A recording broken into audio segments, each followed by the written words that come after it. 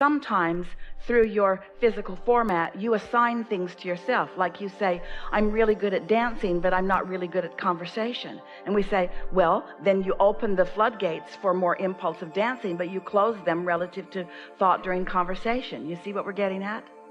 You could open all of it. You could say, I'm good at everything I do. I'm good at all of it. Ideas flow to me. Impulses flow to me. I'm in the flow of things. My source energy knows everything that I've asked for and is feeding it to me in real time all the time. And I'm happy and open and receiving and satisfied. There's so much in the pipeline at various stages of evolution and various stages of readiness to explode into your awareness.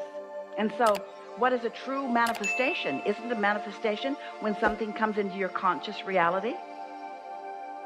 So when you are consciously aware of something, isn't that a now manifestation? Isn't that a wonderful thing? That's the way we look at it, because we're flowing to you all the time. And when you receive the idea and you've got the idea while we've got the idea, that's when that feeling of euphoria, or that's when that feeling of passion comes about, because we're on exactly the same wavelength. We're talking exactly the same language. What you know and what we know is happening in the same moment. And that's what you want. That's what you want. The subjects are irrelevant. That's what you want. And you can make your life as rich as the questions that you ask. Every moment could be alive and full for you, because every moment you could be completely intertwined with that broader non-physical part of you who is enjoying all of the aspects of whatever you are about. We say from time to time, in fact, we say it quite often, that you can't go back. And so we know that when you taste a period of time, when you allow yourself to be in alignment, that you allow a momentum to happen that gets feeling so good that feeling less than that good just doesn't feel that good. But you can help all of those moments by doing what we've called pre-paving, by anticipating in advance, or by acknowledging. And here's a piece. This is what we would do if we were in your physical shoes. We would acknowledge that everything that we desire, which means everything that we are becoming. Think about that. All of your desires that you wish to manifest is just another way of saying all that I am becoming. So all that you are becoming, all that you are in the process of becoming, you want to be as conscious of that becoming as possible, which means you want to be as present in the moment, which means you want to be as open to the receiving of the energy in that moment as possible. You just got to lighten up. Just be less self-aware. Be less self-condemning.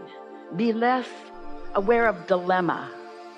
Be easier about it. Be more trusting that the universe has it. Be more trusting in what's going on in the vortex. Be more accepting of what's going on in the vortex. And meanwhile, just enjoy the quieting of your mind. We know you can't quiet your mind all day, every day, but if you're accomplishing that for a few minutes every day, then that's enough. And it just gets better and better and better and better. Now, what we want you to understand is the more you talk about those things that are working, the more the abundance that you've already asked about will work too. This is what we mean when we say you got 10 topics, 9 of them are just the way you want them, 1 of them isn't. Most people spend all their time asking the question about that one, and they hold that one in suspended animation. Focus on anything where energy is flowing, and then energy flows to everything, even the abundance. But if you focus upon the topic where the energy isn't flowing as much as you want, then you slow the energy down. We'll just say it to you straight up, as loudly and as clearly and as directly as we can. You cannot abandon a desire. When you increase your attention to a subject, when you're still more in the problem end of it than in the solution end of it, increasing it slows it way, way, way, way down. And attention to it isn't abandoning it, it's crippling it. So the answer is you got to be sure that you're in the receiving mode, and then in the receiving mode you increase it. Don't goose it up until you're sure which end of the stick you're on. This conversation has been a really good one. You moved to a place you haven't been before. You now are more willing to put some separation between the asking for something and the watching out for it and the just letting it be. The separation, we're talking about give it a rest. Source is on it. You've done the work. It's in the vortex. Law of attraction is after it. It's queued up for you. And when you're ready, which you will be when you give it a rest, when you're ready, which you will be when you give it a rest, when you're ready, when you have really given it a rest, you will be when you're no longer talking about it. You'll be ready when you've given it a rest. You'll receive an idea, and the idea will be so intoxicatingly beautiful that nothing would be able to keep you from moving in the direction of that idea. And until that happens, give it a rest. This is such a good conversation. So the difference between the problem end of the stick and the solution end of the stick, or the something missing end of the stick and something being present end of the stick, you got to put separation, time separation between you being vibrationally active in the question and you seeking the vibrational answer. In other words, you got to put separation in that. So everybody sort of gets that if you're hammering away at the question, then the solution cannot come. So there are some aspects of your life where the solutions are abundant. And you said to us, I like thinking back on those situations where the solutions are already evident, where the solutions are already abundant, because I like to own that vibration. And we say, yes, do that on the subjects that don't activate any discord, because once you're already connected to source about something and you're already receiving, then anything that you add to that is just going to increase the momentum, and you're just going to have more and more and more and more fun on the subject. But if it's a subject where you haven't made that jump yet, and you attempt to increase the momentum of it, all it does is compound the question and make you more resistant to the answer. Can you hear that? Because the human part of you feels like if you just get in there and go after it in a sort of determined way. But this vibrational world is a different world than the action world. The action world is about sort of brute force, and the stronger you are and the bigger you are and the more there are of you, the more you can move stuff around. But in a vibrational world, it's not like that. In a vibrational world, it's subtle and fine-tuning. It's tuning. It's not going hard after things. It's tuning. What can be hard about this answer? Abraham, I have this thing that I've wanted for a while and it isn't coming. What should I do? Leave it alone.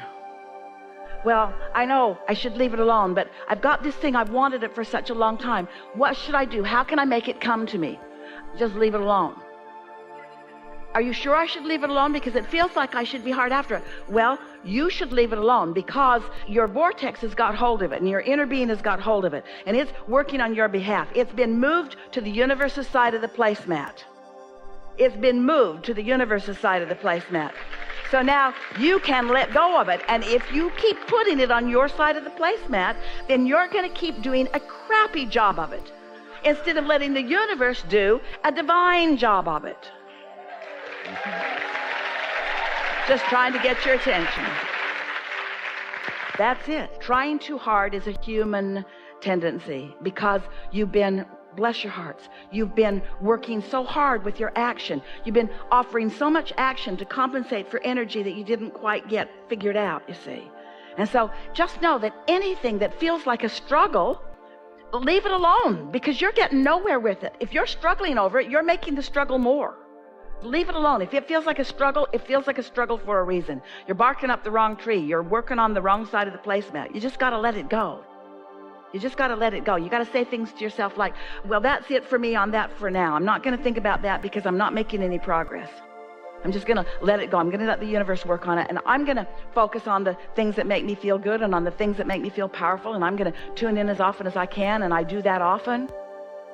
And I'm just going to let the good times roll. And I'm just going to follow my bliss. And I'm just going to follow the feeling. And when I get an impulse about that, if I do, and I'm sure I will eventually, then I'll follow that impulse. And until then, I'm just going to follow the other impulses. So when an idea flows, seems like a good idea, yeah? Follow those ideas. When we were teasing with you in the beginning about how we wouldn't look back, you can if you want to, but we wouldn't look back. We don't look back. because there is so much that is delicious to focus upon between where you are and where you're going. And so that's what has our undivided attention. And so anything prior to now is irrelevant, because in this now, there are only two things that matter.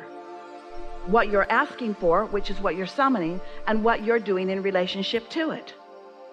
The more head-on you hit things, then the more you dig into where you are. The lighter you are about a subject, then the more you're called in the direction of what you want. And so the more time you spend, or the more intent you have for doing what we call pre-paving, which is anticipating energy flowing in advance. Begin again.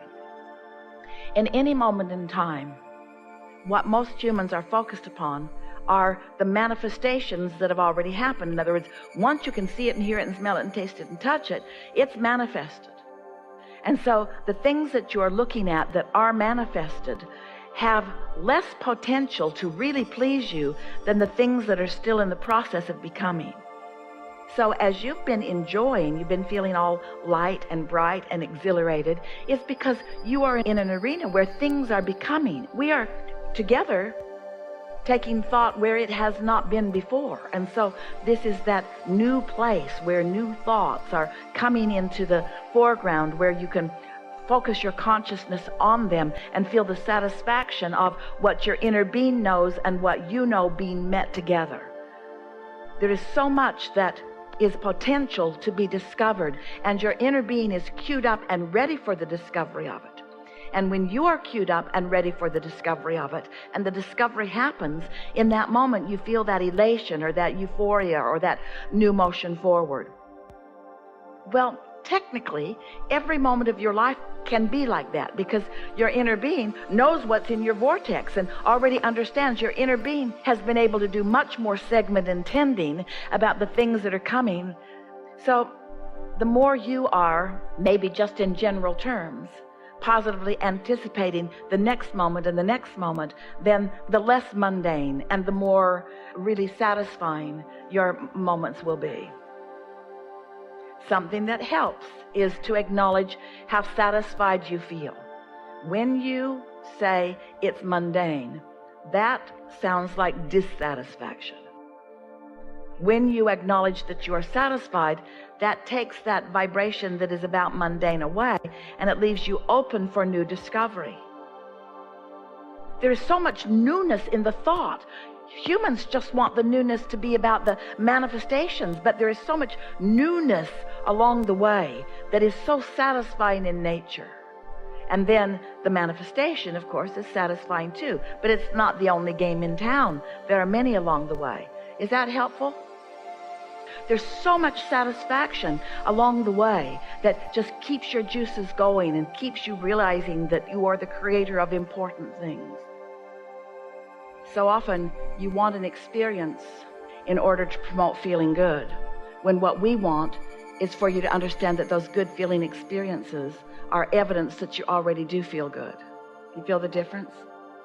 I need to do this so that I can feel good, or I do feel good, and then this happens, and this happens, and this happens, and this happens.